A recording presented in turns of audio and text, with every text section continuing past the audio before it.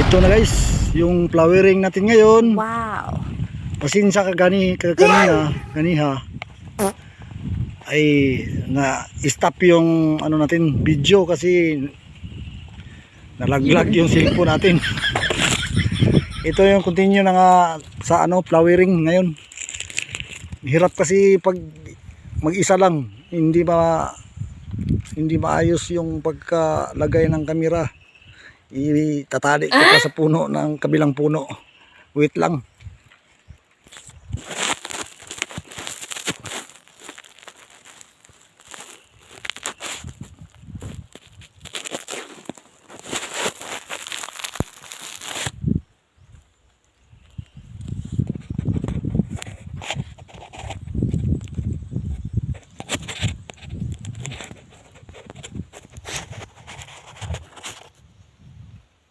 Yan, plaster na plaster.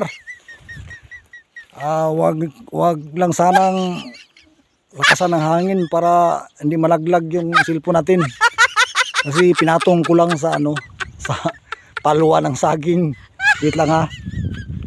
Magpakita na tayo sa camera kung paano tayo mag-flowering, guys.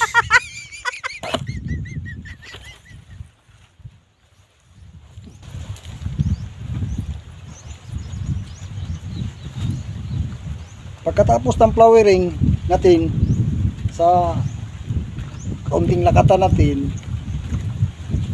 babalutin natin siya guys. Wait lang, kunin ko muna yung ano, yung pang putol ng puso, pang putol ng puso ng saging. Ito guys, ito yung pagputol ko sa puso ng saging.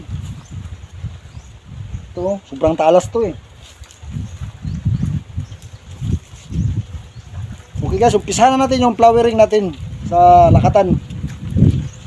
Tapos after 1 month, ipakita ko sa inyo kung gaano na siya kalaki o anong advantage sa flowering o non-flowering.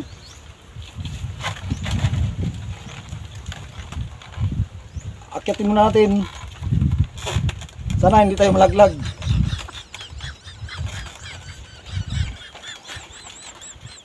Ito yung ano, yung paano mag-flowering. Tanggalin natin yung mga ano niya, ano to? Mga puso ng ano niya. Ito, tanggalin natin yan, tanggalin natin to. Ito, tanggalin natin to.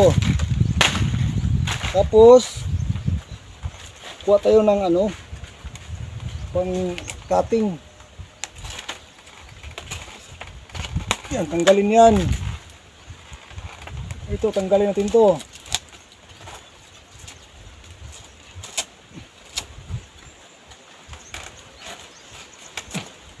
Kasi dito kasi papasok yung ano, yung mga insekto. Tapos na, medyo ano na, ano ko. Babalutin natin guys. Yan. Para makinis yung balat niya. Guys, ano, huwag malaglag yung ano, yung nagpapabalik. Hirap kasi ng posisyon ko. Okay, yan. Balik natin ng maigi. Na hindi mapasukan ng tubig pag may ulan. Para hindi umitim-itim yung balat niya. Yan. Yan. Okay guys, shout out para sa mga farmers ko dyan sa South Cotabato, South Cotabato, na idol ko yan, mga lakatan farmers. Okay, tapos na.